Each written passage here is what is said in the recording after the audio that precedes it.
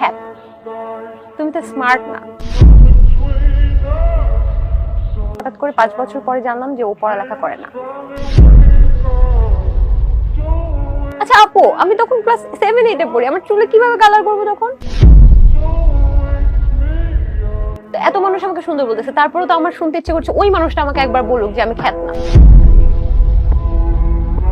তুমি তো স্মার্টলি চলতে পারো না, তোমাকে নিয়ে আমি রাস্তায় যেতে পারি না, আমার লজ্জা লাগে বন্ধুদের কাছে। মানুষ বারবার প্রেমে পড়ে কিন্তু ভালোবাসে একজনকেই। আমিও আমার একজনকে খুব ভালোবাসছিলাম আমার লাইফে। একটা পর্যায়ে শুনতে পারি আফটার 3 or 5 ইয়ার্স পড়ালেখা করে না, যখন আমি ভার্সিটিতে ভর্তি হই। আচ্ছা, ইন্টার পাস করি। আমার কাছে অনেক বড় ধাক্কা। ক্লাস 10-এ দেখলাম যে হঠাৎ করে একটা মেয়েকে পছন্দ করতেছে ও। তা আমি বললাম, ভাই তোমার জন্য আমি এত কষ্ট করলাম, তুমি আমার সাথে কেন এরকম করলে?